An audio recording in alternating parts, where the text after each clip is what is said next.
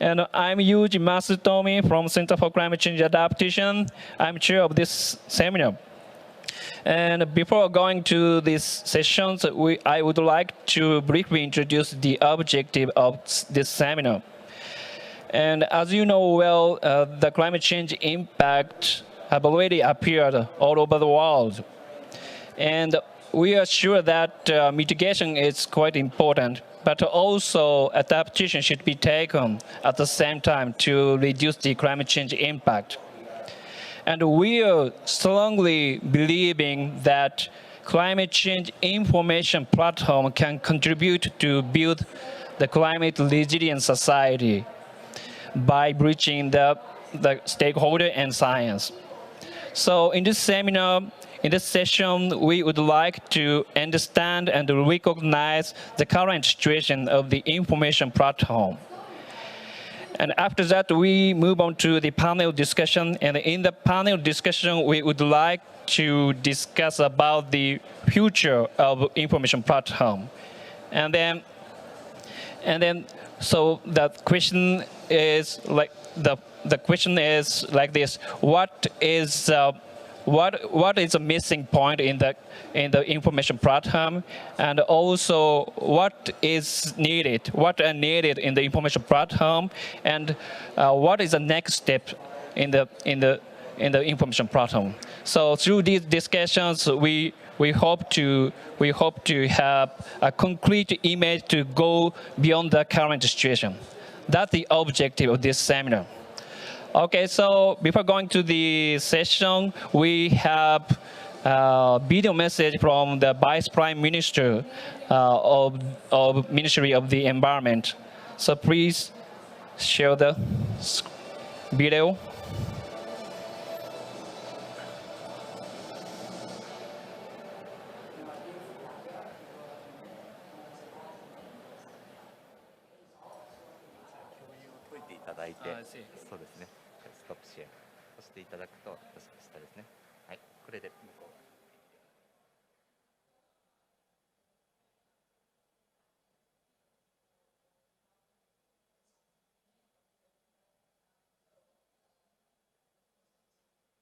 Good morning, everyone. I'm Shoda Yutaka, Vice Minister for Global Environmental Affairs at the Ministry of the Environment in Japan. Thank you for coming today to this important side event, Development and Utilization of Information Platform towards Climate Resilient Societies in Asia-Pacific region. On behalf of the Ministry of the Environment, I'd like to say a few words at the outset. Nowadays, it is widely recognized that climate change is one of the most important issues, politically and economically, that need to be addressed by the international community, and all of the nations need to strive towards the achievement of the 1.5-degree target, which is mentioned in the Paris Agreement. The government of Japan has committed to reduce its greenhouse gas emissions by 46% in fiscal year 2030 from its fiscal year 2013 levels, setting an ambitious target which is aligned with the long-term goal of achieving net zero by 2050. Furthermore, Japan will continue strenuous efforts in its challenge to meet the lofty goal of cutting its emissions by 50%. And Japan has developed policy tools needed to achieve the target. Going forward, we will do our best to contribute to the world's transition to a decarbonized society with our technology and people, while also working toward the domestic decarbonization of Japan step by step. As we experience the impacts of climate change, we must work on adaptation to climate change in a wide range of sectors. In Japan, the Climate Change Adaptation Act, an independent law for the promotion of adaptation, which is a rare thing in global terms, was established in 2018. Under the Act, we advance climate change adaptation measures in collaboration with stakeholders. Also, a new national adaptation plan was approved by the Cabinet on October 22nd, taking into account the assessment report on climate change impact in Japan, published in December 2020. As part of the follow-up to the plan, key performance indicators are set in the policy areas with high significance and urgency. We will monitor changes in the indicators every fiscal year and evaluate the progress of each measure based on the plan. The Japanese government is making noteworthy efforts in certain policy areas. For example, we are supporting the agricultural sector in developing varieties of paddy field rice, a staple of Japanese diet, resistant to high temperatures. Regarding human health, we provide through our website indicators and cautionary alerts for heat stroke, which takes more than 1,000 lives in Japan every year. We continue to strengthen cooperation between the relevant ministries and local stakeholders so that adaptation perspectives are integrated into all related policies. Japan is also focusing on capacity building for policymakers around the world. In 2019, we launched AP-PLAT, the Asian Pacific Climate Change Adaptation Information Platform, which is one of the topics of today's seminar. It provides the necessary scientific knowledge, such as climate change risk information and web-based tools, as well as assists in the development of the skills needed to craft an appropriate adaptation policy. The Ministry of the Environment of Japan continues to support countries around the world by sharing scientific knowledge and best practices on adaptation through AP-PLAT. I expect this seminar will help in promoting the use of AP-PLAT and in the development of adaptation capacity in your own countries and regions. Thank you for your attention.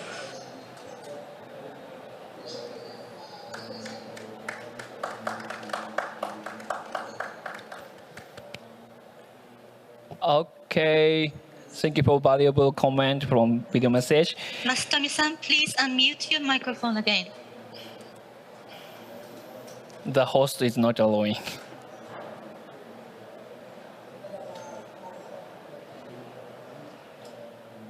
I think the host should do the unmute for the COP26 Japan Pavilion.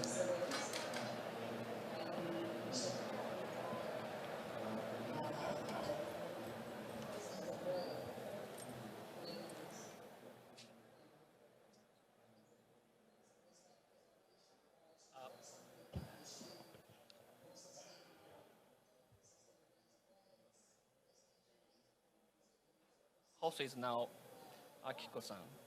Akiko-san host now.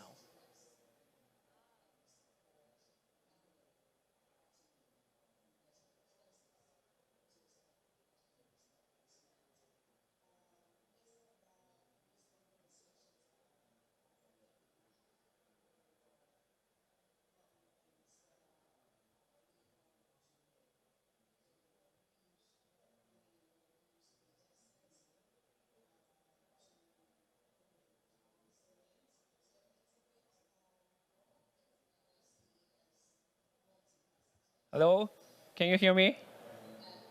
Yes, I can hear you. I'm sorry, we have a lot of problem. This is a hybrid system, so I really apologize for this issue. Okay, so let's get started to the presentation, and the first presenter is me.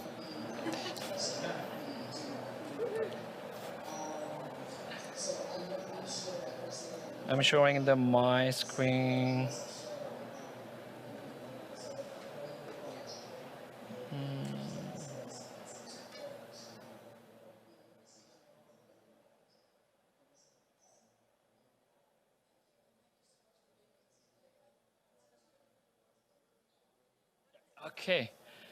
Okay.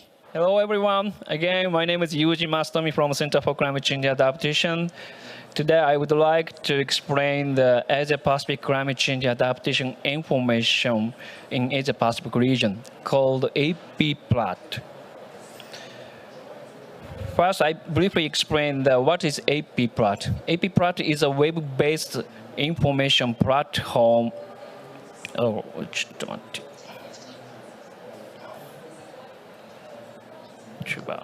Okay, sorry.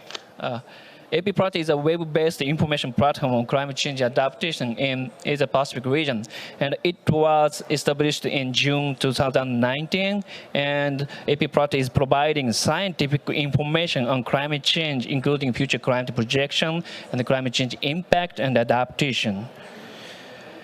And today, I'm really happy to announce the renewal of AP-PLAT. Actually, yesterday, AP-PLAT was renewed 1st November. So, thank you. And yeah, you can see that two pictures, and then left-hand side picture is showing the old version. But the right-hand side picture, you can see the very beautiful homepage. And the design will be was improved clearly, and you can easily access to the information which you want. And today, I would like to explain the two main tools of AP-PLAT. First one is CMIP6 Climate Viewer called ClimeCast. And the main concept of ClimeCast is to deliver the latest future climate prediction to all people, including student, graduate, undergraduate, and public people, policymaker, all people. I want to deliver the latest future climate prediction to all people. And ClimeCast has two modes. One is map mode, the other one is time series mode.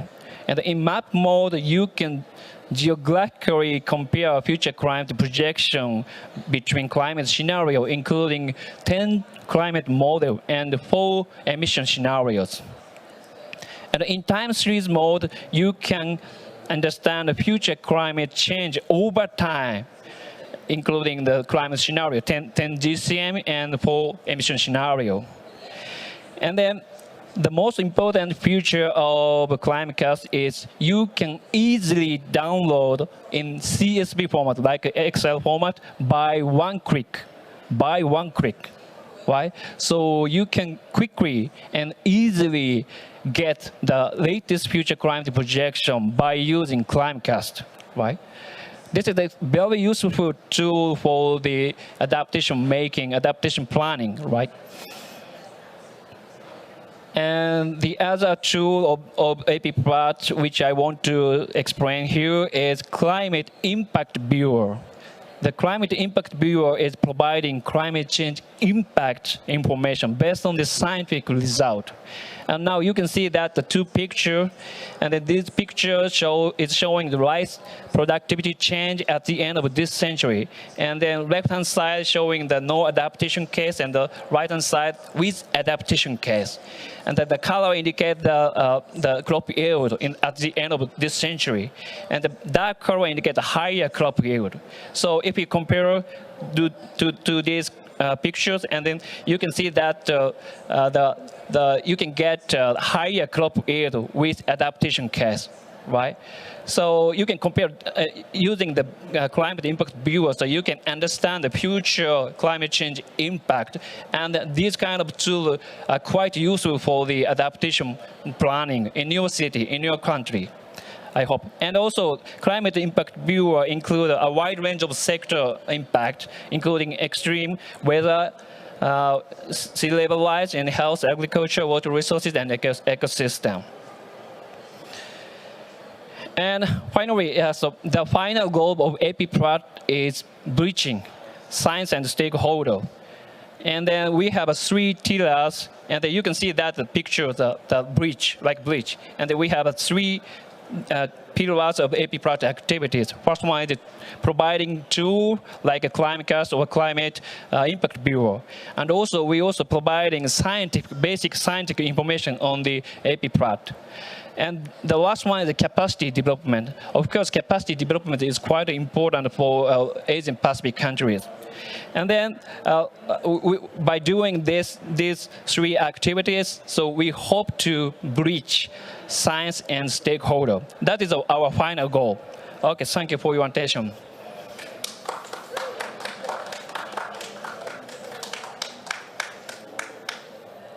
Thank you. Okay, next, Kuyama-san, please. Thank you, Masatomi-san, and good morning and good afternoon and good evening, everybody. I'm Tetsuo Kuyama, Director of the Bangkok Regional Center of the Institute for the Global Environment Strategy, we call the IGES. I'm very happy to make a presentation on also the AP-PLAT, but I'd like to focusing on the capacity development. Masatomi-san explained as one of the pillar of the AP-PLAT. As Masatomi-san has already explained in his presentation, this AP-PLAT was proposed by Japanese government and then established at the G20 on the 2019, and then we had a ministerial meeting at the G20. This picture illustrated at that meeting for this initiative. So this also has already explained by the Masatomi-san. AP-PLAT mission is to share support the adaptation action in the Asia-Pacific region through the scientific information sharing. Under this AP-PLAT, we have three pillars: tools, scientific information, and capacity development. IGES is now contributing to the last pillar, capacity development. From this slide, we'd like to explain about what kind of activities we are now doing under the AP-PLAT for the capacity development. First of all, this year, I just launched the web pages for the AP-PLAT under the for the capacity development under the AP-PLAT website to provide the contents for the capacity development. Left picture illustrated the top page for the capacity development, and right picture is an example of the material of the e-learning courses on the nature-based solution for the local communities. In addition to the that kind of the e-learning material, we are now preparing the another 4 e-learning courses like accessing the GCF for the climate change adaptation. And then as Masatomi-san has already explained that, so use of the SIM6 climate viewer, ClimateCast in that process. This is also, we are now preparing the e-learning courses. And also the another module, S8DS climate downscaling tool, we are now preparing for the e-learning courses. And then another one is the building resilience to the compound and cascading disaster risk. In addition to the e-learning courses, we also are preparing the one publication on the capacity development and international cooperation on climate change adaptation. So please access to our website, and then please utilize these kind of the materials for your adaptation actions. Thank you. This is all from my side. Thank you, Kurama-san. Yeah, of course, capacity development is quite important. Yeah. Okay, so let's move on to this next speaker is Ishikawa-san from Jamstack. Jamstack is also a very huge data and analysis database. DS. So please. Yeah, thank you for Masatomi-san. My name is Yoichi Ishikawa from Japan Agency for Marine Earth Science and Technology, Jamstack. I will introduce the DIAS, Data Integration and Analysis System in Japan. DIAS started in the 2006, and this is 15 years ago, and the project is now started phase 4 in this April. In DIAS, many climate data set, which is global, from global to regional data set, and the data set have been archived and being open to public. And in the DIAS project, we also developed the end-to-end applications, collaborating with the climate researchers and information technology researchers. And this is a schematic view of the DIAS. DIAS has a high-capacity storage and analysis server. This is a base system, and upon this base system, we make the end-to-end application with the research and develop community with a very for wide areas. The data set in the DIAS, there are many climate data sets in DIAS. For example, the climate projection data, CMIP data set, and DIAS is one of the ESGF nodes. And also the downscaling data in the Asia Pacific region and other regions, including the massive ensemble data set, so-called D4PDF. This data set is the global and Asian and Japanese regions over the 600 years for the past climate and the future climate. And for the some researchers the analysis data set, which is combined with the observation data and the numerical prediction for the atmosphere, ocean, is also archived. In this climate data set, in addition to these climate data sets, the impact assessment of the climate change data is also archived for the natural disaster and the health hazard and etc. The observation data itself is also archived in DIAS, and the main data is the satellite remote sensing data, and also the some institute observation data is also archived. And this graph is the size of the data in the DIAS. From around here, this is the 2000, and the size of the data increasing exponentially in these 10 years. This data is almost all data is numerical simulation, such as the climate projection and downscaling data. And this is very huge data, and it is some for difficult to handle for some users. So we now developed for the applications to utilize the data set. One of the utilities, the data download system and viewer system. The data set metadata is well maintained in these data, so we can follow the data, and also this is a download system for the massive ensemble data set. We can choose some variables and ensemble members, and also the other data can be searched by the spatial temporal and the keyword, etc. Also, this is the viewer sample, the viewer of the satellite images, so-called Himawari. This is a cloud and cloud viewer, and as a viewer we can maintain. We also developed the end-to-end application for the water usage and the ecosystem monitoring as the citizen science, and the monitoring and the prediction of the flooding and agricultural applications. And these end-to-end applications is developed by the collaboration with climate and impact researchers and information technology researchers for adaptation and early warning and etc.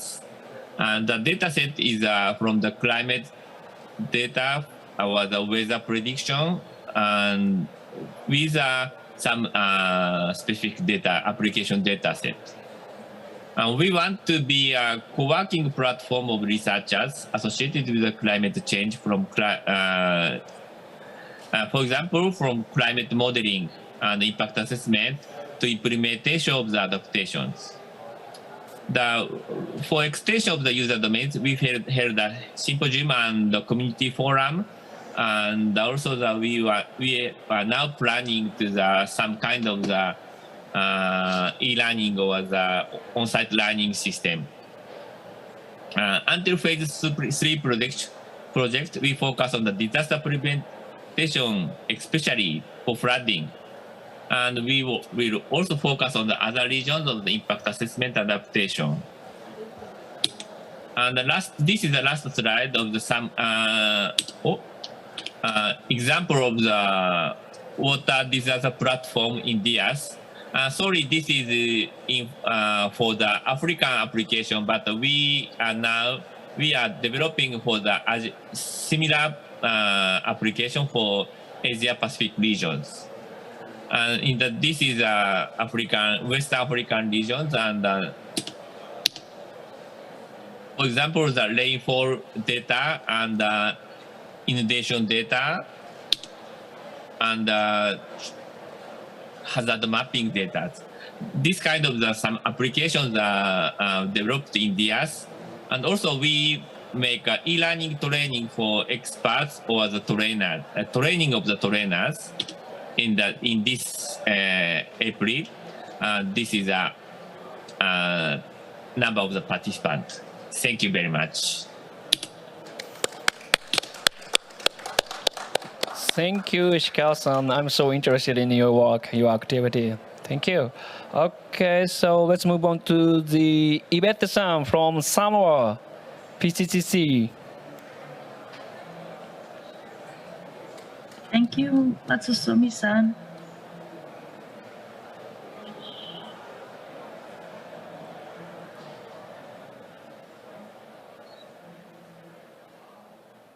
Sorry, I can share my screen.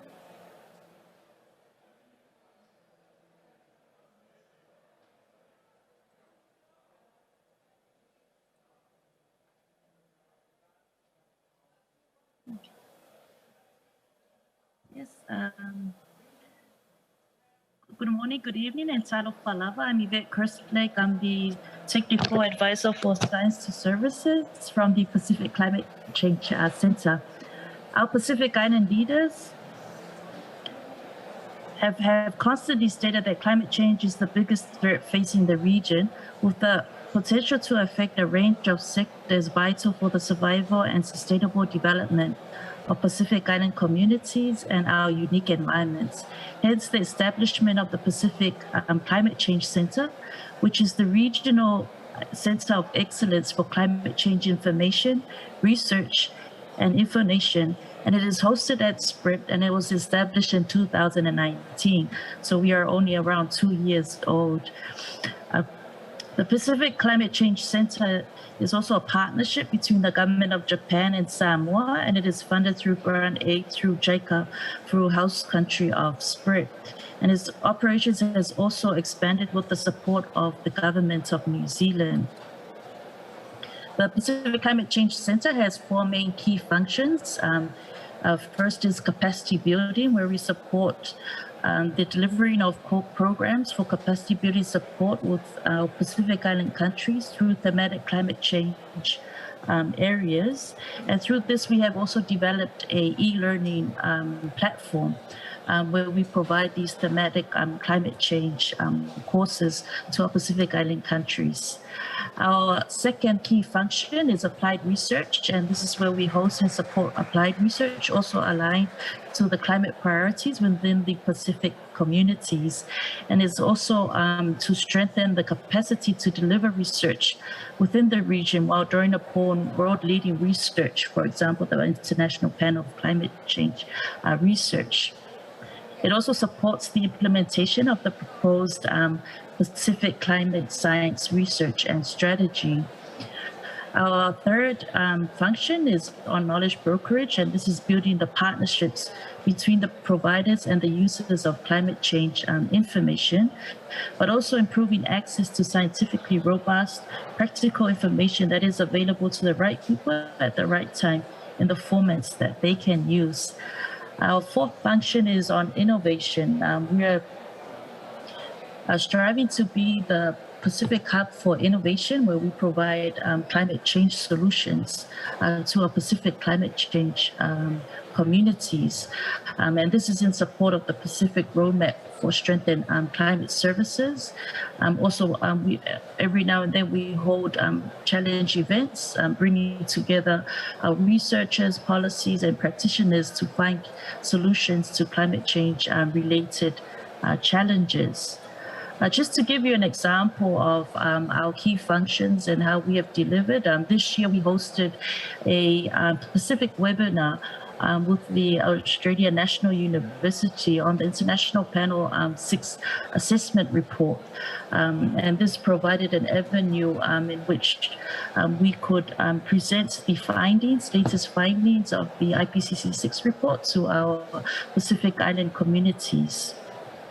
And you can see on the left there, we also developed an overview of the fact sheet, which has also been provided to our Pacific climate change negotiators for use at the COP. Another example of our functions within SPREP and our climate change resilience, we have our Pacific Climate Change Portal. This is more of a one-stop shop for accessing all climate resources, news, events, and all of that in the Pacific region. And hence, this is also available via our platform. And also it has the up-to-date information and also plays a key role in information knowledge and also brokerage.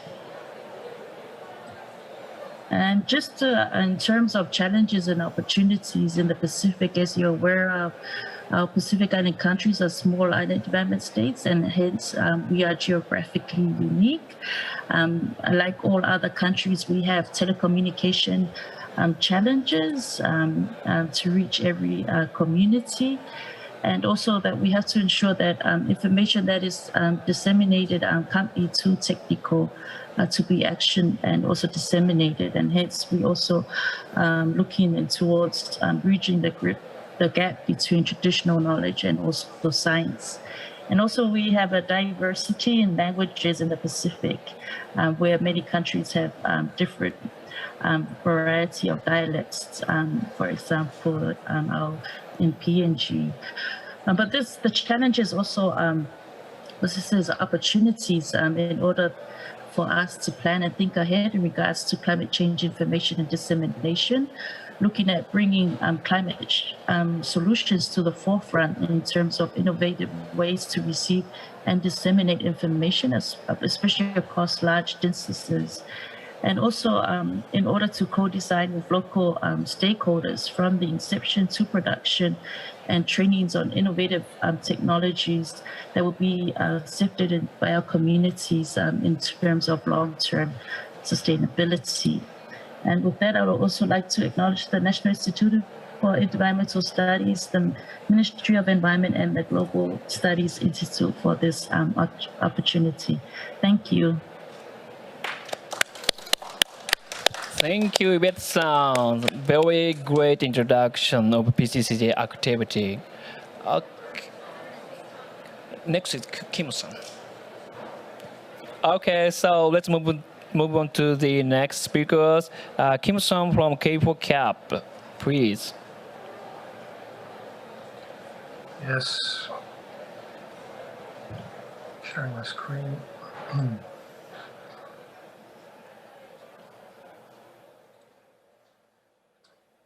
Okay, thank you, Masatomi-san, for this opportunity to share with you some of the highlights of the Key4CAP project. It's an honor and privilege to be able to attend such a well-organized event with so many great experts. My name is Kim van Nieuwallen and I'm with Climate Adaptation Services based in the Netherlands.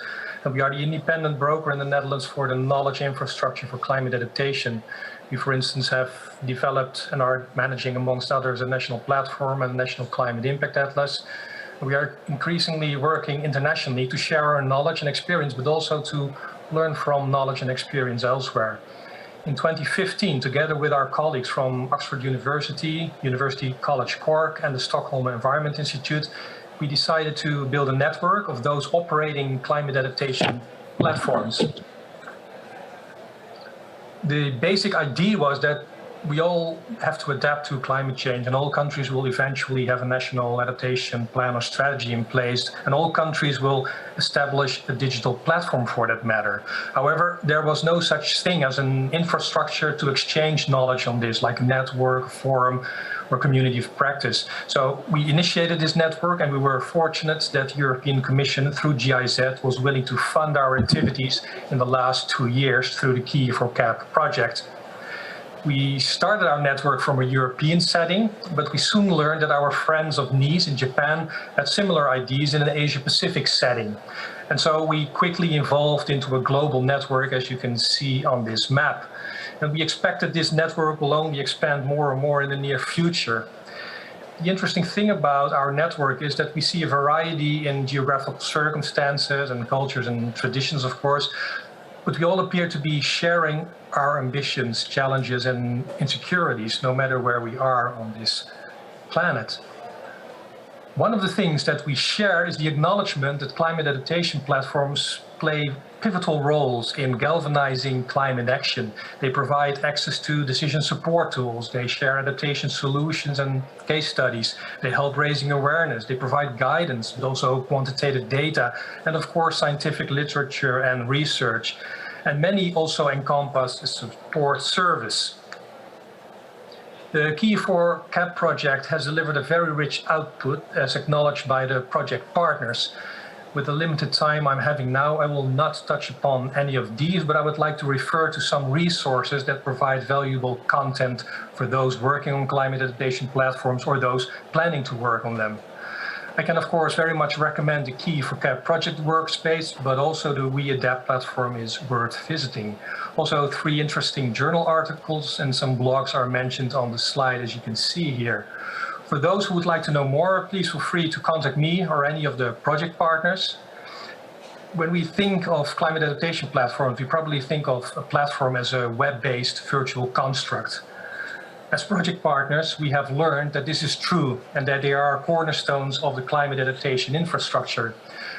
But we've also learned that it is eventually the people behind it and constituting the social capital that drive the development, the ambitions, and the pioneering. I would therefore like to thank our friends in Japan for their willingness to invest in our long-term relationships, as these provide the fertile ground for mutual knowledge exchange and learning.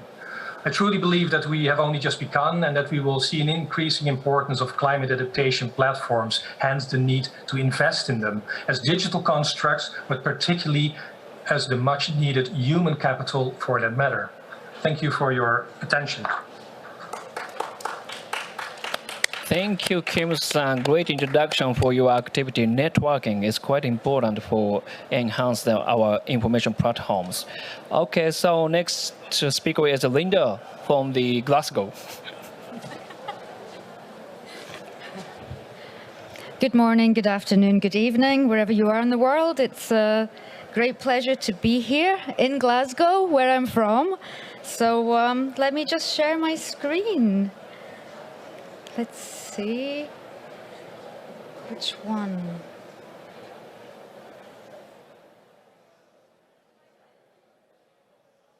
Can't find it.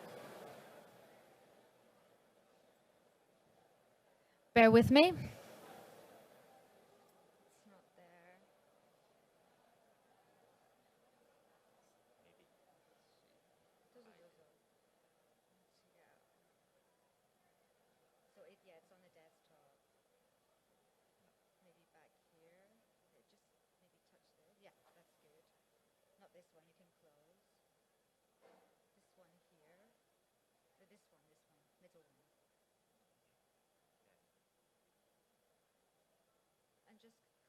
talk, just click here. It's okay, I can manage now.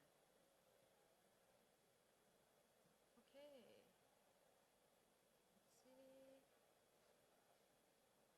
Let's see. A couple of technical difficulties for some of us actually at the venue. I'm just about to share my screen.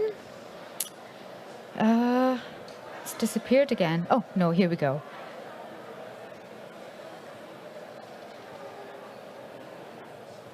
Okay.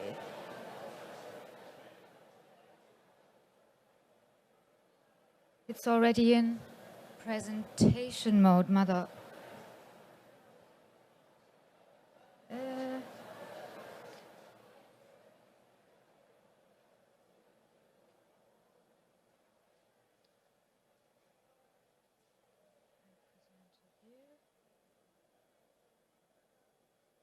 Okay, here we go.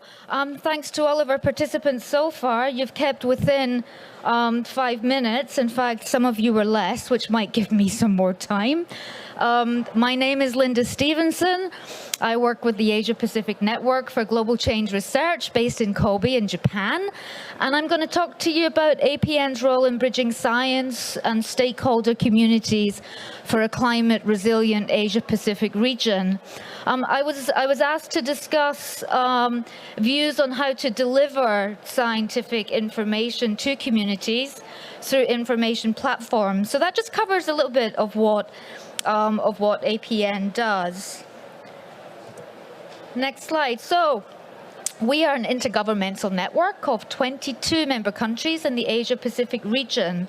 I'd like to acknowledge our main donors. Our main donor, who is the Ministry of the Environment in Japan, and Hyogo Prefectural Government, who hosts our secretariat in Kobe in Japan. Our focus areas, we work on global change research, so we have a very broad range of focus areas, from climate, biodiversity and ecosystems, all the way through to risk and resilience and human dimensions. We have 4 main strategic goals of research, capacity building, science policy linkages, and stakeholder engagement. And it's number 4 that I'm going to focus on today in terms of cooperating with other global change and sustainability networks and organizations. So, for example, all of these adaptation networks and platforms, I hope that we can really collaborate together, particularly after this this side event. So, you know, we really need to, in terms of the roles of networks and platforms, we really need to understand what stakeholders need in terms of information and who these stakeholders are.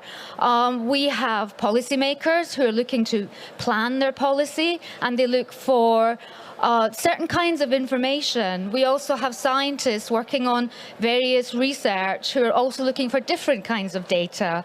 We have decision-making practitioners. We have local communities, again, looking for different information. And we have the individual looking for an individual's choices. So if you take policy planning, for example, what's the kind of information that these policy planners need? Well, these might be from global regional synthesis reports, like summaries for policymakers. It could be from independent think tanks, policy briefs, and of course from academia. I mean, we're really trying to bridge the policy research, the science and policy bridge. So we have so many examples of APN activities that we could talk to about today, but I'm not going to do that because I only have 5 minutes. So I encourage you to look at our websites. But we have a whole range of different information depending on the stakeholders. And I think all of the adaptation networks and platforms actually have the same kinds of information. So in terms of platforms and networks, what do we really need to do with our data? So I'm now competing with an event next door, so I might speak louder. We want to preserve our data, our metadata that we collect. That data needs to be meaningful. meaningfully organized. It needs to be searchable, but more important, it needs to be permanent. It can't just be up on a website for 2 months and then lost forever. We need to share that information with governments, researchers, practitioners, and the general public. We need to synthesize the information by topic and by the intended audience. We need to monitor the information and impact, uptake and impact to us is the most crucial part of monitoring our information. And then we need to cooperate with networks, with platforms, with producers, with users, with communicators, and with like-minded organizations as well. So I have 4 final points. Scientific knowledge, data, technology, and innovation contributes to building resilience, capacity by empowering communities of users and beneficiaries. We can make use of existing work and best practices in generating, synthesizing, sharing, and disseminating information related to adaptation. And this has an add-on benefit by way of avoiding duplication of efforts and promoting synergy. Partnerships allow us to minimize gaps and challenges in preserving and sharing climate information and to leverage on opportunities to enhance accessibility and use of such information for coordinated adaptation among our various networks and platforms. And finally, we really need to continue establishing and taking advantage of partnerships and mechanisms that promote and bring about data and information harmonization and uptake for climate resilient societies. And with that, I hope I stuck within my 5 minutes. One last thing, I'm going to promote APN. A call for proposals. APN is a funding agency. If you want to apply for funding, check our website, use the QR code, and we'll launch our call for proposals on the 10th of November. Thank you so much.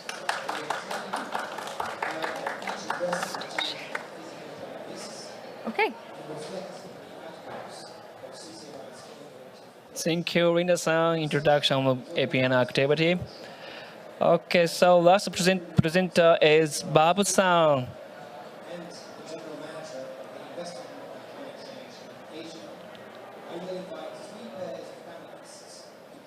Thank you, Masatomi-san. Let me start sharing my screen. Okay. First of all, I'd like to express our sincere thanks to the Ministry of Environment, Japan, for inviting in this important event during the COP26. I'd like to just mention a couple of points before I present some of the key recommendations and summary that we have heard during the 7th Asia-Pacific Adaptation Forum. The Asia-Pacific Adaptation Network is an open network, and we do exist since 2009, and with the gracious support from the government of Japan, including the government of Japan hosted the 7th Asia-Pacific Adaptation Forum.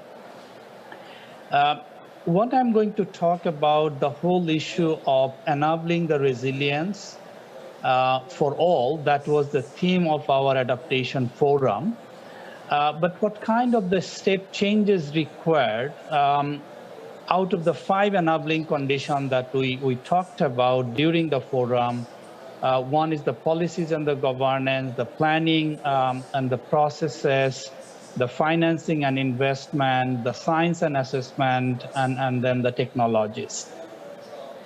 Now, considering the main objectives of this meeting, I'm just going to focus on the 2 enabling the conditions that requires, which are the planning and the processes and the science and the assessment. So what I'd like to just share, what are the key messages that overall came during the 7th Asia-Pacific Adaptation Forum. One is the recognition of the urgency and the call for action, which we are also hearing during the COP26 from the government, the leaders who have spoken yesterday. We have also heard from them that the climate crisis, we are in the climate crisis and we need to act now.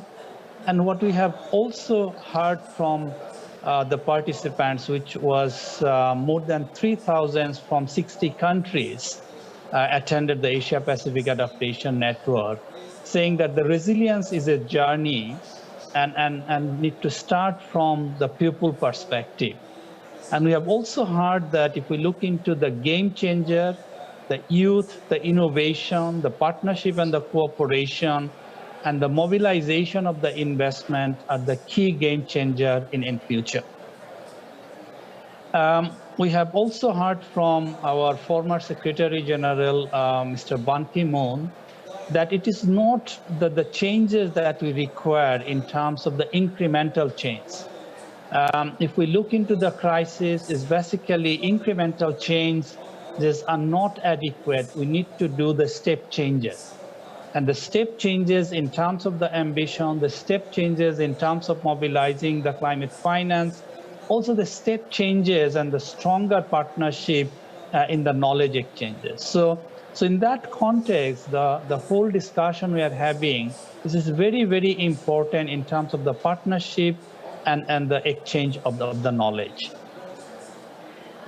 So this is the way we have captured it. Due to the time constraint, I will not able to go through all, but we also tried to capture what we have heard from more than 3,000 participants from 60 countries, capturing what they told during the forum under the different discussion that we have organized, focusing on the nature resilience, focusing on the infrastructure and the economic sector resilience, focusing on the local community resilience, etc.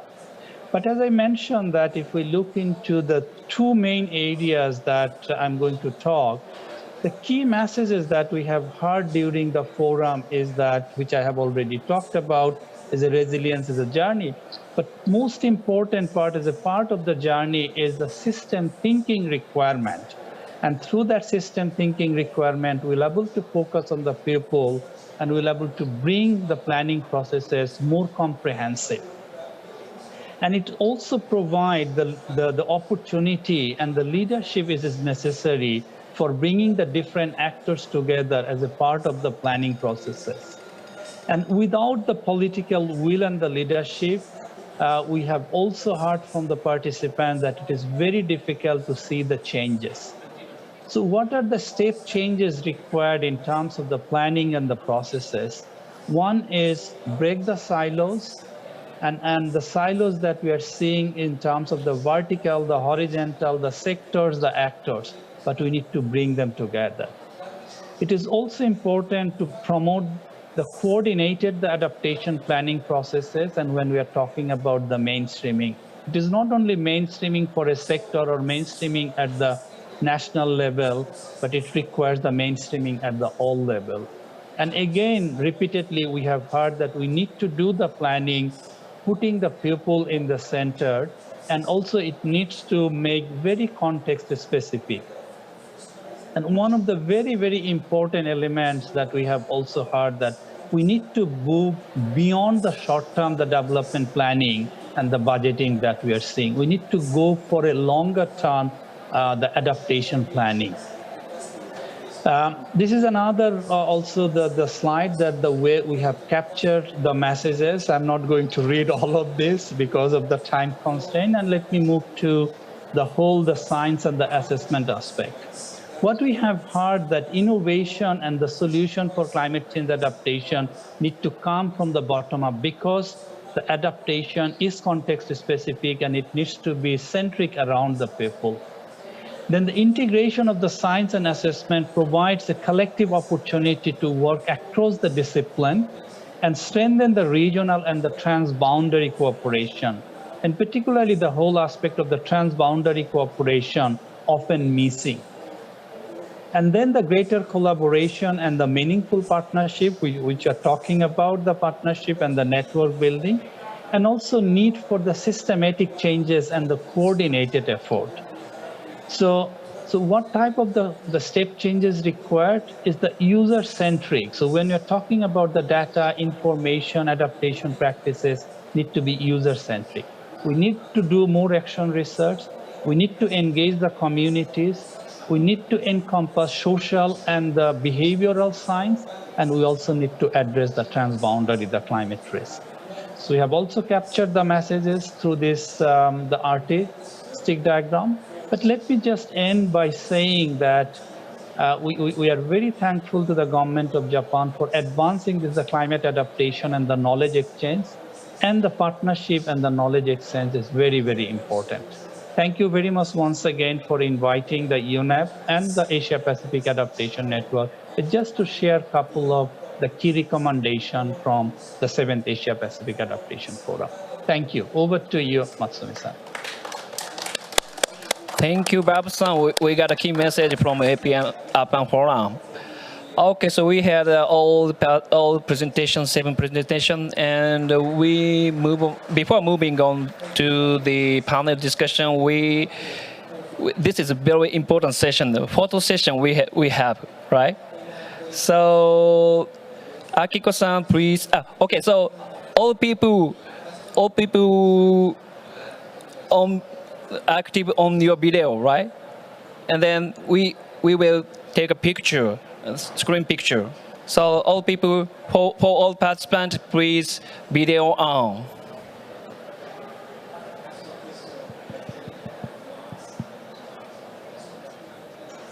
Hi. Message. Okay.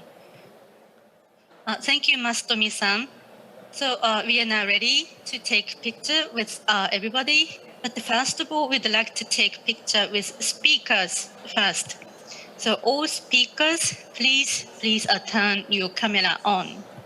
I think we can skip that one, right? No. Okay, all the speaker. So first, we should take a speaker, right? でもこうなっちゃうよ。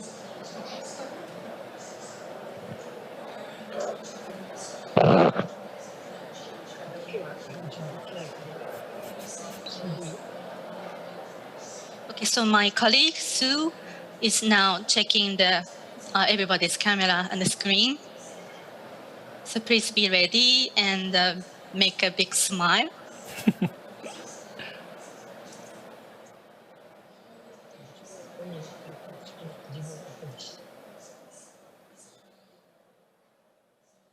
So Sue, please let us know when you're ready to take picture.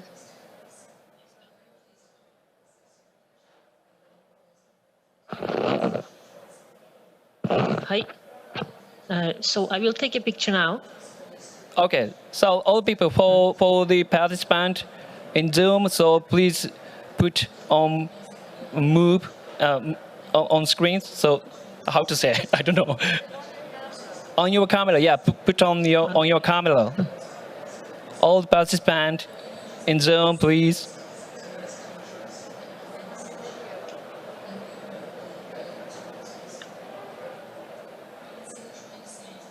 Okay.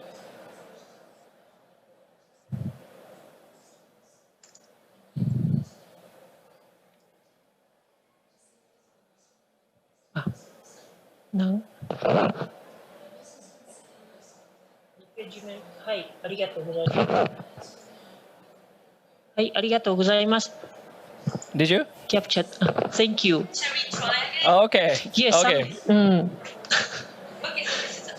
Okay, we finished the photo session. Okay, let's go to the summary of the presentation by Linda, and then let's move on to the panel discussion. Thank you.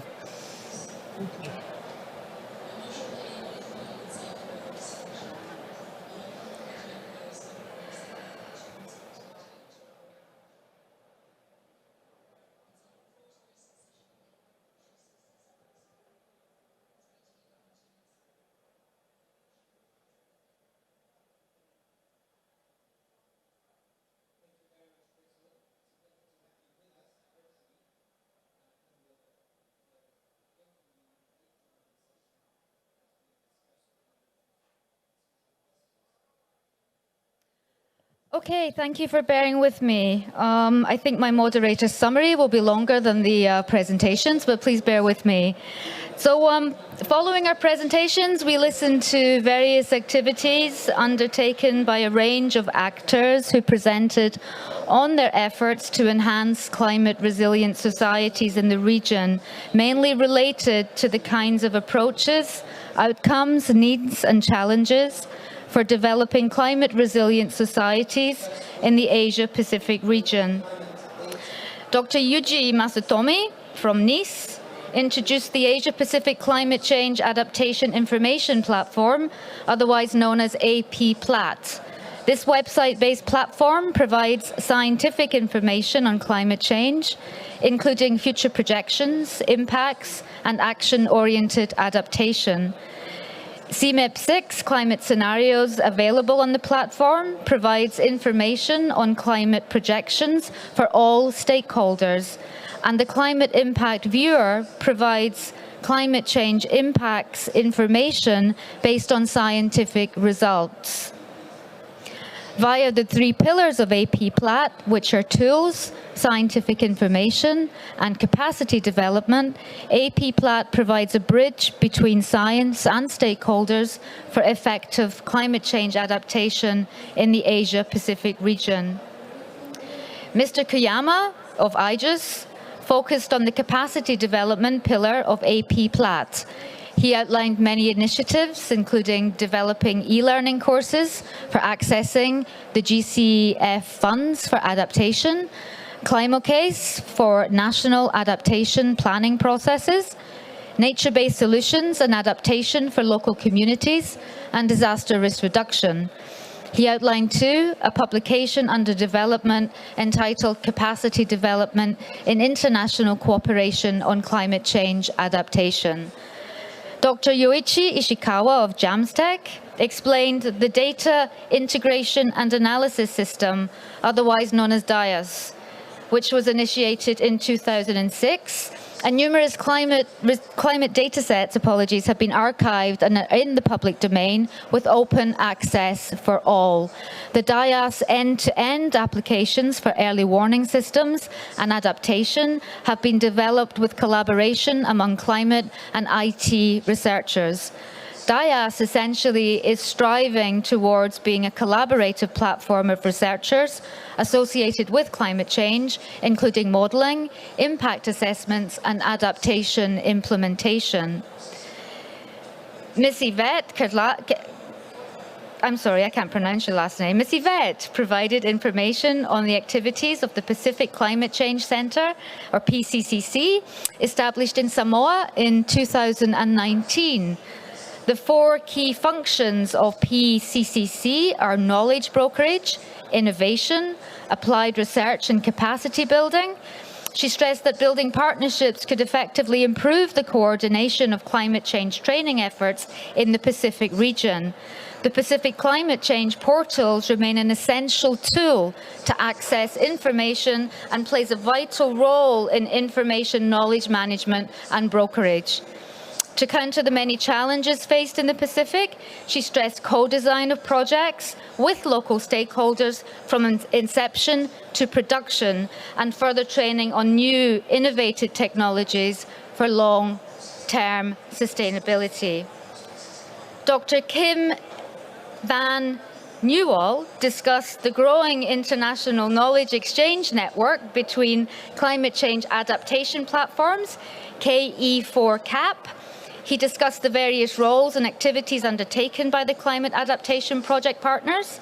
For example, 93% of these provide decision support tools, 89% share adaptation solutions and case studies. There's a wide and varied support for adaptation that includes raising awareness, providing guidance, quantitative data, and literature from scientific research. Dr. Stevenson, myself, outlined the importance of networking on climate change adaptation and the importance of knowledge sharing and understanding the needs of a range of stakeholders. The knowledge created by APM projects and activities can be for policy planning, scientific research, decision-making by communities, or for individual choices. Importantly, I stress the importance of networks in preserving, sharing, synthesizing, and monitoring data, and cooperating with other platforms and networks. Partnerships allow us to minimize gaps and challenges and leverage on opportunities to enhance accessibility and use of climate information and coordinated adaptation. Dr. Mozarul Alam stated the aims of APAN, which is the Asia-Pacific Climate Adaptation Network, equipping key actors with the knowledge to design and implement climate adaptation measures, build capacity to access technologies, finance, and integrate adaptation into policies and plans. APAN collaborates with AP-PLAT and partners with MOEJ in several important endeavours. In March this year, APAN convened the 7th Asia-Pacific Climate Change Adaptation Forum on enabling resilience for all, the critical decade to scale up action. Key messages delivered included leveraging partnerships, transboundary cooperation, and knowledge exchange to support adaptation and resilience through collective actions that will provide the best solutions and opportunities for all, including local and indigenous communities. Oops, bear with me.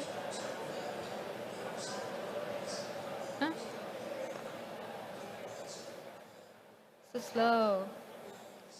I apologize. And we come to the end. So next up we have a panel discussion with our audience, and I'm going to share the panel questions that we'd like to discuss. Let's see. Share screen.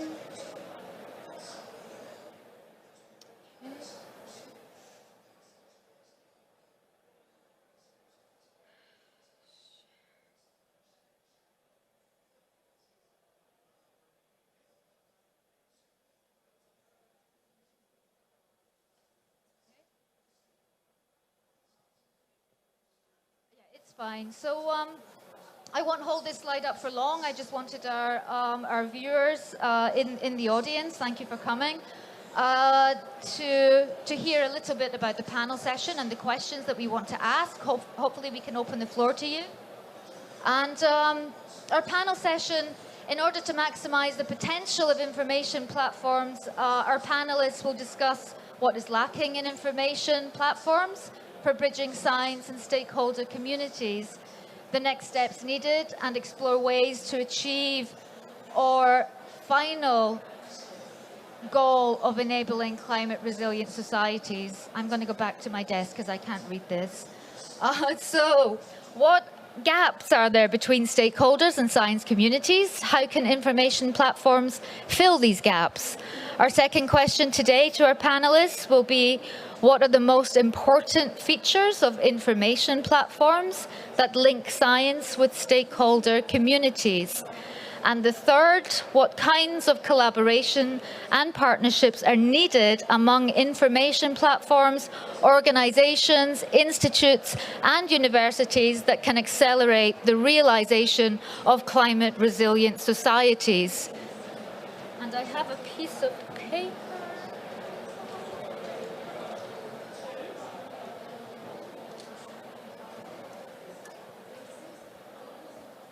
So let me stop sharing my screen now. And panelists, get ready. So I've already allocated you with some questions. So first to Tetsuo Kuyama, I would like you to answer, if possible, question 2, which is, what are the most important features of information platforms that link science with stakeholder communities? Kuyama-san, the floor is yours. Yeah, thank you, Linda-san. From my point of view, I think the most important part of this kind of the information platform is to minimize the gap among the scientific community and the stakeholders. because from my point of view, we have two important issues related to the gaps. And first of all, I think there is some developing country, we have information, we have issue of the information availability. I think, and even if we'd like to do the scientific-based planning and the implementation, we sometimes face the information inavailability in that countries. I think, and for that kind of issues, I think in the regional platform like AP-PLAT or information platform can do a supplemental role to solve that kind of the issue. This is the first one. The second one is that there is also some gaps among the scientific community and then the stakeholder on the ground. Sometimes, so even if scientific community provide the information, but sometimes this kind of the information is not needed by the stakeholder, and then stakeholder on the ground needs another information. This kind of the gap among the two groups. In order to solve that kind of the issues, we would like to have opportunity to do the mutual understanding or communication among the both groups. This is my answer for your question. Linda-san, over to you. Thank you very much, Koyama-san. Really appreciate it. And to Ishikawa-san, I would like to pose number 3 to you. So what kinds of collaboration and partnerships are needed among information platforms, organizations, institutes, universities, in order to accelerate the realization of climate resilient societies? Yes. The important point is how to promote the co-design and the co-working process to solve the specific problem which has a stakeholder is concerning. And when the information platform provides some kind of the application and the tools to make collaboration easily, we will promote some kind of the collaboration and the co-design processing. And through the co-design processing and understanding with each other for the scientists and the stakeholders, will fill the gaps between the two groups or the many players. So we want to make some kind of the information platform, and the environment is very important. Thank you. Thank you very much, Ishikawa-san. Yes, co-design from the outset has become a very important aspect of APN's work. So we really understand that co-designing with a range of stakeholders through planning to fruition is a really important process these days. Next, I would like to address a question to Yvette. Maybe not Yvette, because it's the same question. So maybe to Kim Van Newell. Kim, I'd like you to answer number 1, which is, let me repeat it. What gaps are there between stakeholders and science communities, and how can information platforms fill these gaps? Yeah, thank you, Linda-san. That's a very good question. I could answer that from our experiences with the Dutch platform, but I will take the perspective of the Key for CAP project, because what I've learned there is that, of course, there is a gap between science and policy and then the stakeholders. Science provides what is feasible, and stakeholders express what they need. But the role that climate adaptation platforms play, and particularly the people behind it, is very crucial as an independent, trustworthy broker. And one of the gaps that I would also like to identify is actually that being a gap in itself, a better understanding of how these platforms and the people behind it, the human capital, actually operate on that interface. And that's what we've learned because we shared our experience in an international global setting in our project. So I would also, that's the plea I made in my presentation, like to have a bit more attention to that, because I think that will eventually also speed up our efforts, because it's eventually the people that do the job. Thank you, Linda. So back to you. Okay, thank you so much, Kim. I really appreciate that. To Babu-san, number two. Number two is, what are the most important features of information platforms that link science with stakeholder communities? I think you can answer that one, Babu-san. This is me, Linda? Yes, it's you. Sorry to call you by your nickname. Let me just respond to that. Based on what we have actually heard in most of our adaptation, the forum discussion. One is the science, and then if we look into the science to the community, they're looking into the application of the science in the context of the solution. So the science and the solution part need to be actually work together. And let me just give you one example, which was very clear, and that was in the Manila discussion. So we are having the discussion with the local communities in terms of how to address the adaptation. And discussion was on the science. So the local community, and they said that, look, guys, we are not the scientists. You are telling us what the science is going to happen. Tell us what I need to do in terms of the solution. So I think this is where we need to bring, as a part of either we call the co-designing, but not co-designing only the scientific information and the data, but translating into a solution, because the communities are looking for the solution, how to address it. Okay, thank you so much. Great response. I was going to ask Yuji Masatomi-san, but maybe if you could wait, I might take a question from the audience. Would anyone like to ask a question to any of our panelists? Okay, sir, please go ahead. You might have to come up here for them to hear you.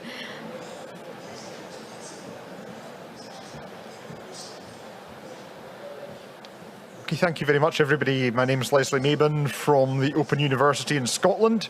I really enjoyed all of the talks. One thing I'm interested in as a social scientist is socio-economic data and sharing best practices on societal and community engagement. So I'd wonder if any of the speakers would like to tell a bit about some of the work that's gone on in sharing that kind of data and sharing that learning to enable adaptation across the Asia-Pacific region. Thank you. Thank you so much. Would anyone like to take up that question? Just raise your hand. This is on socioeconomic data. Linda, maybe I can just respond quickly on that. Okay, thank you. This is one of the points that I have actually mentioned as one of the requests came, that if we look into the climate change adaptation, we are not actually working much on the behavioral science. And this is where we also need to put some emphasis in future.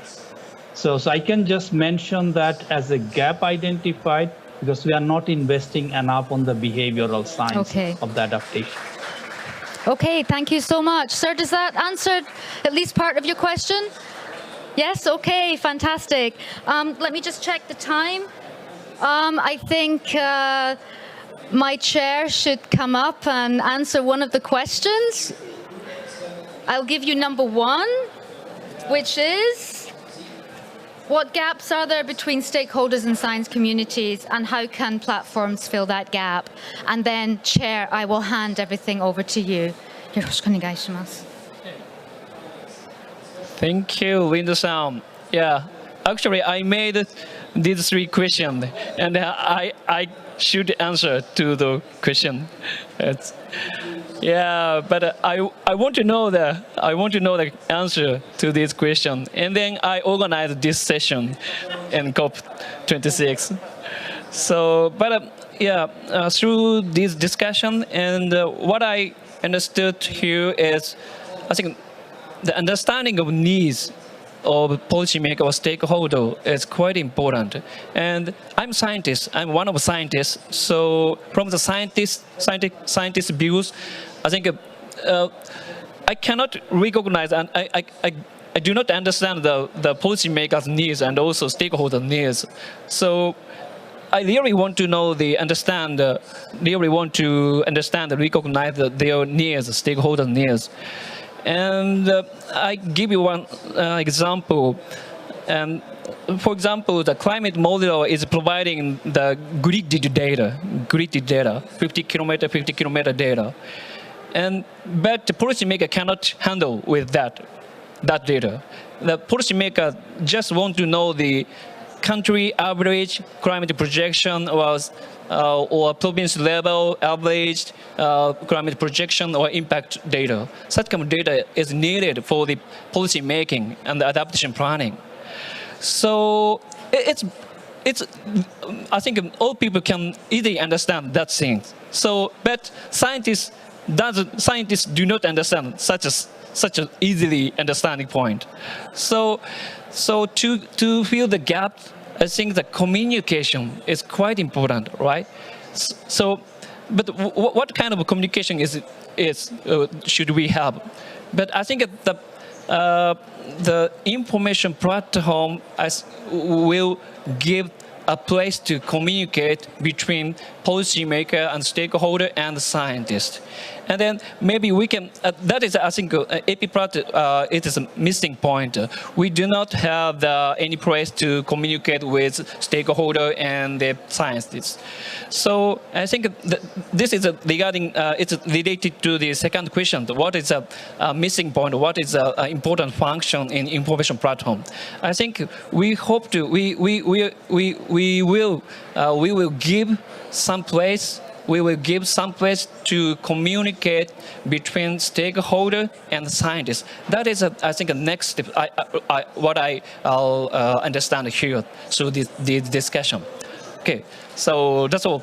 Okay, and okay, so we will close the panel discussion, and then the most important. Next one is concluding remark from the president of the NIES, Dr. Kimoto Sensei. So please, floor is yours. Okay, this is Kimoto. Can you hear me? Hear me okay? Yeah. Okay, thank you very much. First of all, I'd like to thank all the panelists, speakers, and the audience for lively discussion today. We heard about recent development and of adaptation networks, AP-PLAT, DIAS, PCCC, and Key4CAP, and APN and APAN forum. All these are excellent. And however, during the discussion, all the panelists pointed out that there are still gaps between platforms or scientists and the users and stakeholders and local communities. And of course, we would like to fill in these gaps through the communication, collaboration, and co-design and co-works. But I strongly believe from today's presentation and discussion that all these platforms can be not only the platform for the delivery of the information, but also the platform to promote the communication and fill in the gap. And really, I would like to see the development towards the better adaptation of the whole world. And also, I'd like to point out that there are many platforms. Each one of them try to, have the local stakeholders and so on.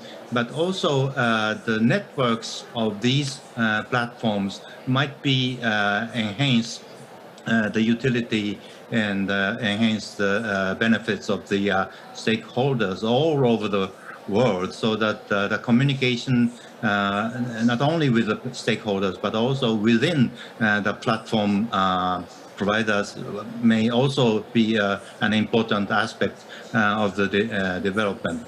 And in any case, this session, the time is limited, but I would like to thank again the lively discussions, and I sincerely hope that this session and these discussions may trigger the step toward better adaptation. And finally, I'd like to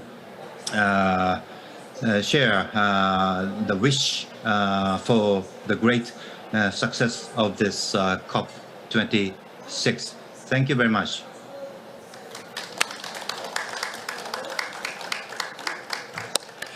Thank you, President of this.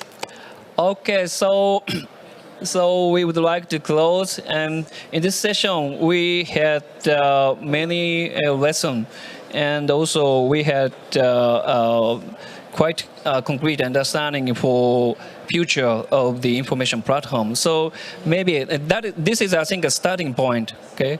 So in the next steps, we hope to enhance the function of the information platform from this start point, and then we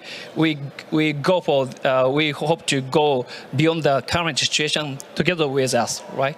Okay, that's last message from me, and then thank you so much for all the participants, and maybe we had, I believe that we had a very fruitful discussion through this session. Okay, so thank you all, thank you for all the participants. So we would like to close this session. Thank you so much. Thank you very much. Stay safe.